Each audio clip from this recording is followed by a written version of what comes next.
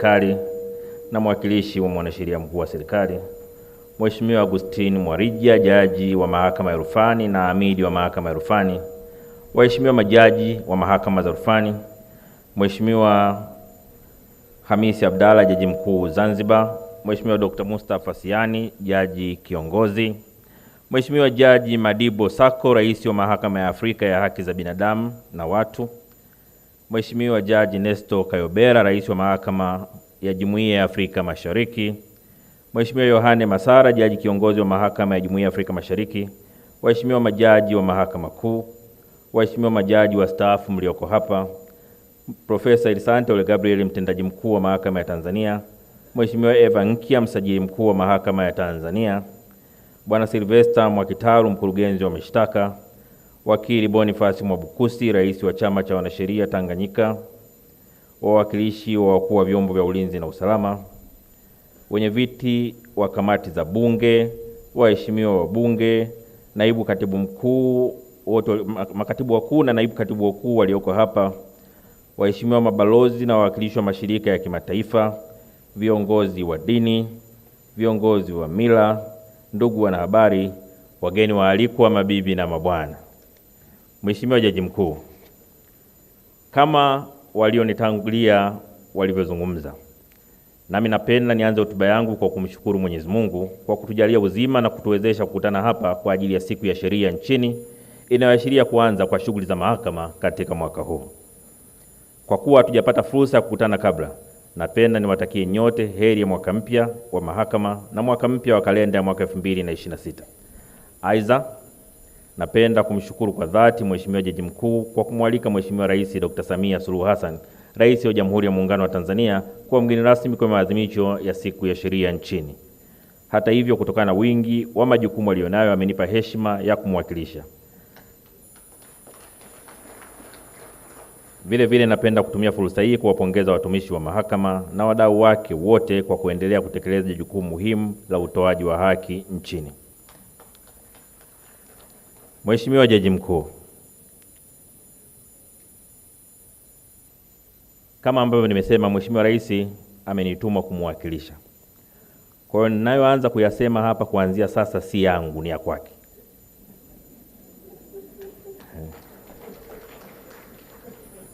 Na nitakapofika nataka kusema langu nitawaambieni, hili sasa langu. Kwa kuanzia hapa ninapoanza, unapotafakari huko tafakari Mheshimiwa Rais amesema. Naanza. Na hata sauti, fikirieni kama mnaisikia sauti yake hivi, lakini naanza. Mheshimiwa Jaji Mkuu, kauli mbiu ya maadhimisho haya isemayo mchango wa mahakama katika ustawi na maendeleo ya taifa imebeba ujumbe muhimu unaonyesha kuwa mahakama si tu muhimili uliojikita kwenye kutoa haki pekee, bali ni nguzo muhimu ya ustawi wa jamii, maendeleo ya kiuchumi na ustawishaji wa amani ya taifa letu. Katika hotuba yako Mheshimiwa Jaji Mkuu, umeeleza kuwa ibara ya kwanza 1B ya Katiba ya Jamhuri ya Muungano wa Tanzania inaelekeza kuwa lengo kuu la serikali litakuwa kuleta ustawi wa wananchi. Na kwa mujibu wa ibara ya 4 ya katiba hiyo, mahakama ni mojawapo ya mihimili inayohusika na utekelezaji wa shughuli za mahakama, shughuli za mamlaka ya nchi. Mihimili mingine ikiwa ni serikali na bunge. Hivyo licha ya kwamba kila muhimili una majukumu yake yasiyoingiliana na muhimili mwingine, ni dhahiri kuwa maendeleo ya kweli yatatokana na ushirikiano wa mihimili yote mitatu. Kila muhimili wa dola utakavyotekeleza majukumu yake ipasavyo, ndivyo ustawi na maendeleo ya taifa yatakavyopatikana. Mahakama ndio muhimili unaohakikisha kuwa haki inapatikana kwa wote bila upendeleo, hofu wala uonevu wa aina yoyote. Bunge limepewa jukumu la kutunga sheria na muhimili wa utendaji executive unalo jukumu la utekelezaji wa shughuli zote za serikali. Mahakama si tu chombo cha mwisho cha utoaji wa haki nchini, bali ni mshirika muhimu katika safari ya maendeleo ya taifa. Pamoja na mambo mengine, hotuba ya Mheshimiwa Jaji Mkuu imeonyesha kuwa katika mwaka 2025 mahakama ilishughulikia mashauri ya kiuchumi yenye thamani ya zaidi ya shilingi trilioni 50. Kati ya hayo, mashauri yenye thamani ya shilingi trilioni 13 yalisikilizwa na kutolewa uamuzi kati ya mwezi Oktoba hadi Desemba 2025 pekee. Vile vile, kwa upande mwingine, natambua kuwa mahakama inaposikiliza na kutoa maamuzi kwa wakati kwenye mashauri ya jinai inatoa mchango wake kwa kuimarisha amani na utulivu wa jamii na hivyo kuwezesha kufanyika kwa shughuli za kiuchumi na kijamii. Mheshimiwa Jaji Mkuu, kwa kutambua umuhimu wa mahakama katika ujenzi wa taifa letu, serikali imeendelea kuchukua hatua za makusudi katika kuimarisha uhuru wa mahakama ili kuiwezesha kutekeleza wajibu wake kikamilifu na kuchochea ustawi wa maendeleo ya taifa. Lengo kuu la hatua hizi ikiwa ni sehemu ya utekelezaji wa dhamira ya serikali ya kujenga taifa lenye amani na uchumi jumuishi na uimara. Aidha, serikali itaendelea kushirikiana na mahakama katika ujenzi wa miundombinu ya mahakama, kuimarisha rasilimali watu na kuboresha maslahi ya watumishi wa mahakama na kusogeza huduma za utoaji haki karibu zaidi na wananchi, hususan kupitia mpango wa ujenzi wa mahakama ya mwanzo na kata nchini zisizo mahakama za mwanzo. Mheshimiwa Jaji Mkuu, kwa watumishi wa mahakama niseme tu, nitamwambia Rais kwamba niliposema ataboresha maslahi ya watumishi katika mahakama, watumishi walinyamaza wa kupiga makofi.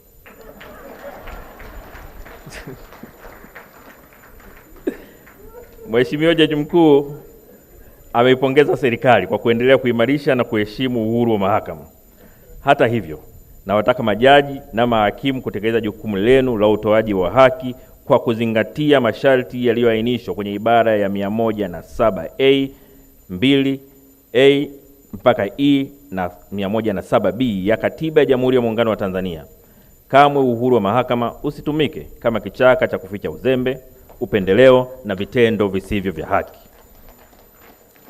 Uhuru huo ni dhamana ya kutenda haki kwa uadilifu, uwazi na kwa kuzingatia katiba na sheria za nchi.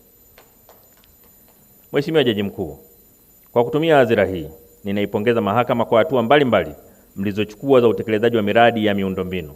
Taarifa zinaonyesha kuwa majengo mengi yatakamilika mwezi Machi mwaka huu na mengine mwezi wa Oktoba. Hivyo endeleeni kusimamia miradi hiyo ili ikamilike kama ilivyopangwa na kuhakikisha thamani ya fedha inaonekana. Hali kadhalika, nimefurahishwa na hatua zilizochukuliwa za ugatuzi wa shughuli za mahakama ya rufani kwa kuanzia na kanda 5. Na wakumbusha tu, ni Rais aliyefurahishwa. Mheshimiwa Jaji Mkuu, natambua jitihada za mahakama za kuimarisha utoaji haki hapa nchini kwa kutunga kanuni mbalimbali zinazosaidia usikilizaji wa mashauri ya madai na jinai ambazo umezielezea, ikiwemo pia faida zake. Nafahamu kuwa katika kipindi kifupi cha miezi 6, kanuni 11 zimetungwa ili kuboresha upatikanaji wa haki hapa nchini. Napendekeza jitihada hizi ziende sambamba na suala la usimamizi wa dhamana kwa wale watuhumiwa wenye stahiki za kisheria kupata dhamana mahakamani kama alivyoeleza Mheshimiwa Jaji Mkuu. Hili ni muhimu kwani linawezesha watuhumiwa kuendelea na shughuli za maendeleo wakiwa kwenye dhamana.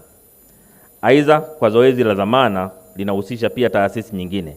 Natoa rai kwa wadau wote wa mahakama kuunga mkono jitihada hizi za mahakama kwa ustawi wa nchi yetu.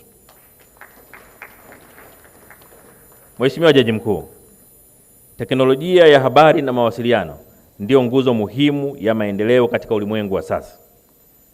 Naipongeza Mahakama ya Tanzania kwa kuendelea kutumia TEHAMA katika shughuli za utoaji wa haki na za kiutawala pia. Nimefurahi kusikia kuwa mahakama imeanza ujenzi wa mfumo wa akili unde, artificial intelligence, kwa ajili ya kuchukua mwenendo na kumbukumbu za mashauri mahakamani. Hii ni hatua nzuri na muhimu itakayosaidia kuleta ufanisi katika utoaji wa haki. Ili mahakama iweze kuchangia kikamilifu katika ustawi wa maendeleo ya taifa, haina budi kwenda sambamba na mabadiliko ya teknolojia. Hivyo endeleeni na jitihada hizo. Mheshimiwa Jaji Mkuu, mahakama ina wajibu wa kulinda utawala wa sheria, kusimamia utekelezaji wa mikataba, kulinda rasilimali za taifa na kuhakikisha kuwa maendeleo yanayopatikana yanawanufaisha Watanzania wote kwa usawa. Sambamba na hayo, mahakama pia ina mchango mkubwa katika utekelezaji wa Dira ya Taifa 2050 kwa kutekeleza yafuatayo: 1.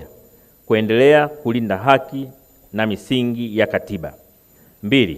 Kuhakikisha migogoro ya kiuchumi, kibiashara na kijamii inatatuliwa kwa haraka na kwa haki. 3. Kujenga imani ya wananchi na wawekezaji katika mfumo wa kisheria wa nchi. 4. Kukuza uwajibikaji na nidhamu katika utumishi wa umma na sekta binafsi. 5. Kudumisha amani na mshikamano wa kitaifa ambao ni msingi wa maendeleo endelevu. 6. Kuwezesha mazingira bora ya uwekezaji na ukuaji wa uchumi kwa kuhakikisha utawala wa sheria unazingatiwa. 7. Kulinda haki za makundi maalum wakiwemo wanawake, watoto na watu wenye mahitaji maalum. 8. Kuzuia migogoro inaweza kuwa chanzo cha migawanyiko ya kijamii au kisiasa. 9. Kuhakikisha utekelezaji wa sera na mipango ya maendeleo kwa kutoa tafsiri ya kisheria iliyo wazi na thabiti. 10. Kujenga na kuimarisha utamaduni wa kuheshimu sheria, haki na taasisi za umma. 11. Kuchangia katika mapambano dhidi ya rushwa na matumizi mabaya ya madaraka kwa kutoa haki bila upendeleo. Na mwisho, kuwezesha wananchi kushiriki kikamilifu katika maendeleo ya taifa kwa kuwahakikishia ulinzi wa haki zao kisheria. Mheshimiwa Jaji Mkuu, nimesikiliza kwa makini hotuba ya Rais wa Chama cha Wanasheria Tanganyika TLS. Naipongeza TLS kwa mchango mkubwa kwa kushirikiana kikamilifu na serikali kupitia Wizara ya Katiba na Sheria pamoja na taasisi nyingine katika utoaji wa huduma za msaada wa kisheria kwa wananchi wasio na uwezo wa kumudu gharama za uwakili. Tangu kuanzishwa kwake mwaka 1954, takriban miaka 71 sasa, TLS imekuwa miongoni mwa vyama vya kitaaluma vyenye imara na vyenye tija kwa taifa. Napenda kuhakikishia kwa serikali itaendelea kutoa ushirikiano kwa TLS na wadau wengine wote wa haki ili kufikisha huduma za kisheria kwa wananchi kwa wakati na kwa ufanisi. Mheshimiwa Jaji Mkuu, napenda kuhitimisha hotuba yangu kwa kutoa rai kwa wadau wote wa haki nchini kuendelea kushirikiana na Mahakama ya Tanzania katika kuhakikisha utawala wa kisheria hapa nchini. Aidha, na washukuru wote mliohudhuria maadhimisho haya. Mahudhurio haya makubwa yanadhihirisha utayari wenu wa kushirikiana na wadau wengine wa haki katika kuhakikisha upatikanaji wa huduma bora katika mwaka huu. Mheshimiwa Jaji Mkuu, kabla sijamaliza haya ninayosema sasa yangu. Haya sasa ya makamu wa rais. Ya rais tunamaliza hapo, tunakomea kwanza hapo, afu tutakuja kumalizia kipengele cha mwisho cha rais. Nitaka kusema hivi, kwanza namshukuru sana Rais wa Chama cha Wanasheria. Ametuasa viongozi kwamba sio vizuri kuendelea kuzungumzia yaliyojiri tarehe 29. Kwa sababu tarehe 29 Oktoba kwa sababu yanatuonesha vidonda na pengine anaweza pia yasisaidie sana katika mchakato wa haki. Sasa niseme kwanza nakubaliana naye 100%. Na pili naongezea pale aliposahau kwamba sio viongozi wa serikali peke yake, na viongozi wa vyama vya siasa, taasisi za kijamii na wanaharakati.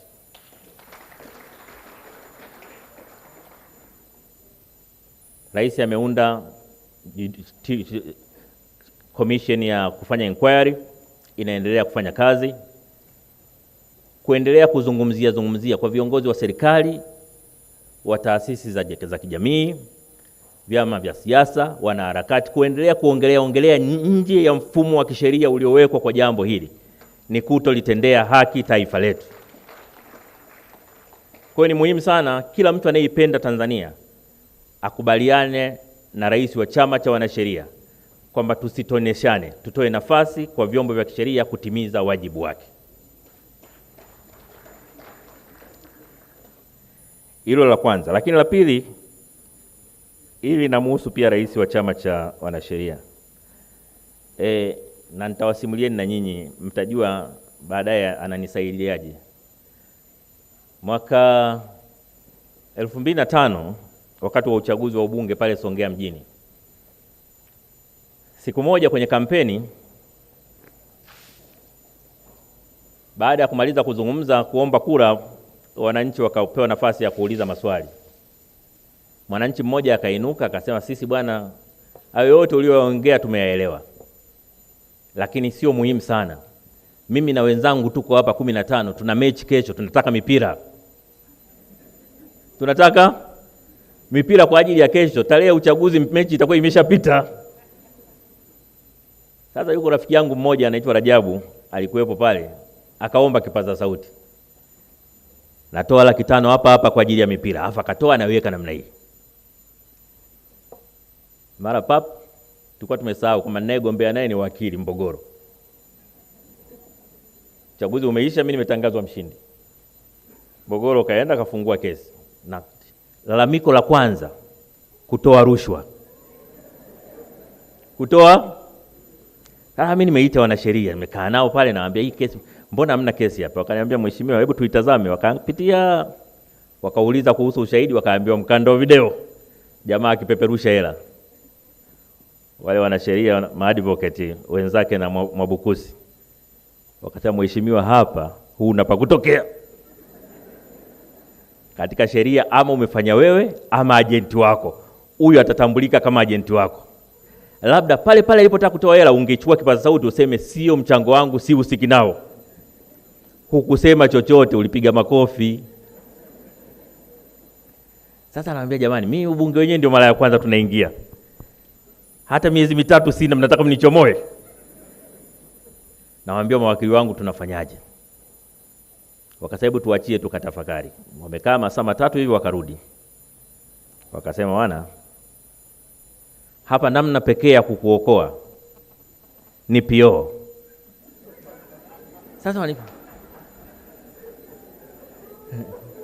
Sasa PO ndio nini? Sasa mimi mnajua mimi baba yangu alikuwa polisi. Ukisema tu PO hivi mimi nafikiri police officer.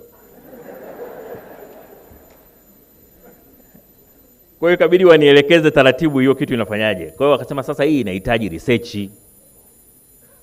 Kwa hiyo tuachie tukaifanyie kazi na tuachie muda wa kutosha. Muda gani? Wakasema hata wiki 2, inataka research. Hatuwezi kukuambia tu. Maana njia pekee ya kutoka ni hiyo, hakuna nyingine. Basi wakaenda wakaanza kufanya research yao. Walisema wiki 2, lakini siku ya 3 wakarudi. Wakaniambia kazi imeisha, tumeshashinda hii. Mmeshindaje? Wakaniambia PO.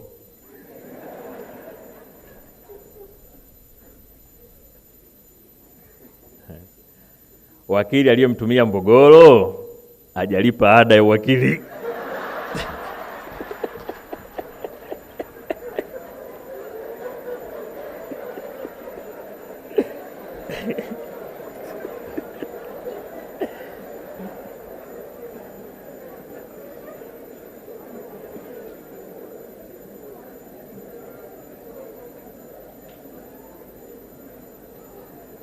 Bahati nzuri tukiwa kule mtaani tunasema ngoma ikaenda mahakamani. Habari ikaenda mahakamani. PO, jaji akasema PO hii imesimama. Kesi nje. Sasa paka wakati ule ilikuwa Tanganyika Law Society regulations peke yake zilikuwa zinasimamia jambo hili. Lakini kwa kesi ile sasa na bahati ikaenda pia rufaa uamuzi ukasimama mahakama ya rufaa. Sasa ilipoenda mahakama ya rufaa ndio sasa ikishaenda kwenye mahakama ya rufaa inageuka kuwa nini? Sheria. Kwamba sasa sio administrative issue tena, ni mandatory. Na wanasheria wote wanajua, mawakili wote wanajua. Kwa hiyo nilichotaka kusema ni kwamba kipato cha TLS kiliongezeka kwa sababu ile kesi yangu. Sasa Mwabukusi mnanisaidiaje?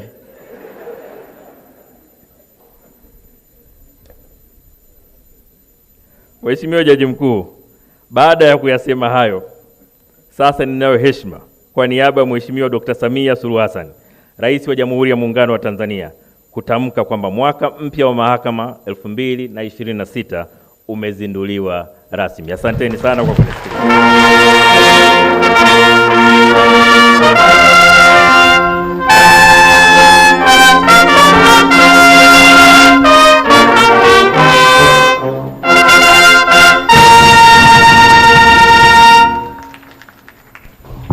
Asante sana Mheshimiwa mgeni rasmi. Viongozi naomba tukae.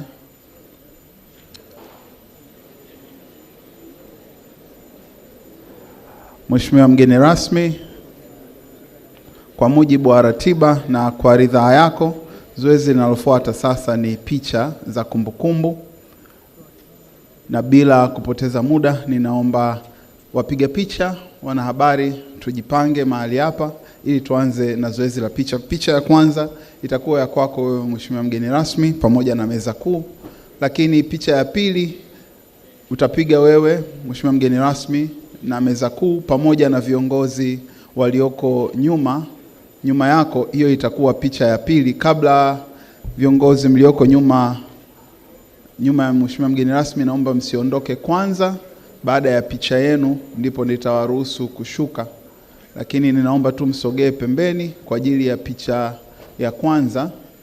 Naomba kwa sasa msogee pembeni kwa ajili ya picha ya kwanza ya Mheshimiwa mgeni rasmi na meza kuu peke yao. Halafu picha ya pili nitawaomba viongozi wangu mlioko jukwaani nanyi msogee. Waandishi wa habari, ninaomba tupige picha ya kwanza ya Mheshimiwa mgeni rasmi na meza kuu, na mtaniambia mtakapokuwa tayari.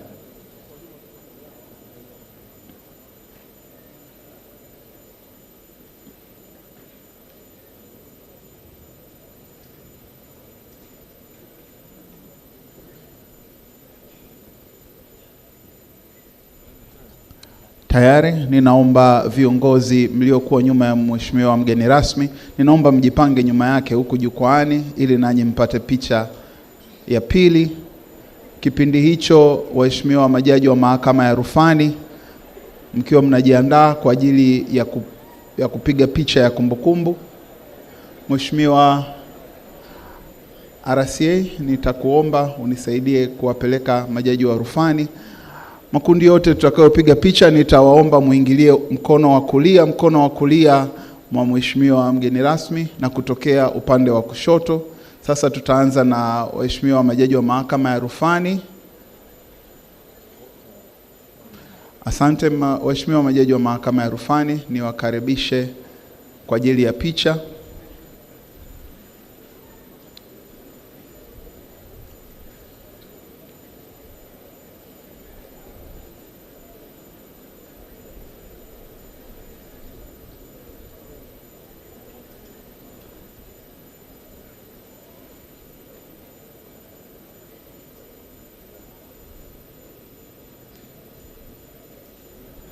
Nadhani makundi mawili, kundi la pili wakishashuka hawa, tutapanda ili na sisi tuweze kuonekana wote.